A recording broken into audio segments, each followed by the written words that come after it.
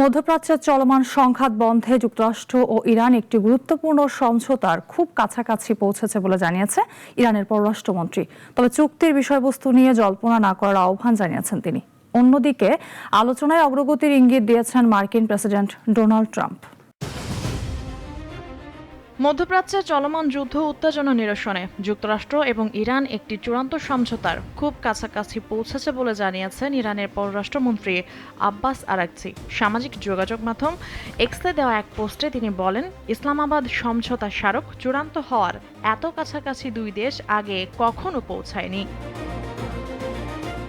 Araghchi জানান, চুক্তিটি এখনও চূড়ান্ত হয়নি, তাই এর শর্ত বা বিষয়বস্তু নিয়ে গণমাধ্যমের আগাম জল্পনা কল্পনা থেকে বিরত থাকা উচিত।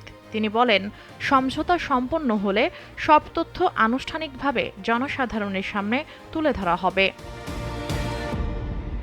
এদিকে মার্কিন প্রেসিডেন্ট ডোনাল্ড ট্রাম্প ইরানি পররাষ্ট্রমন্ত্রীর পোস্টটি নিজের ট্রুথ সোশ্যাল অ্যাকাউন্টে শেয়ার করেছেন। তিনি আলোচনার অগ্রগতিকে ইতিবাচক হিসেবে দেখলেও ইরানি গণমাধ্যমে প্রকাশিত কিছু তথ্যে আপত্তি জানিয়েছেন। ট্রাম্পের দাবি, ফাঁস হওয়া তথ্যের সঙ্গে লিখিতভাবে আলোচিত শর্তগুলোর মিল নেই।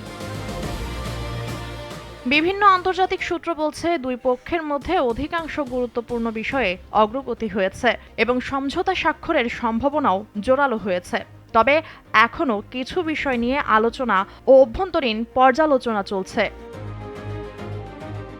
সব মিলিয়ে দীর্ঘদিনের উত্তেজনার পর যুক্তরাষ্ট্র ও ইরান আলোচনার টেবিলে একটি সম্ভাব্য সমঝোতার দিকে এগোচ্ছে। এখন নজর চূড়ান্ত চুক্তি স্বাক্ষরের দিকেই।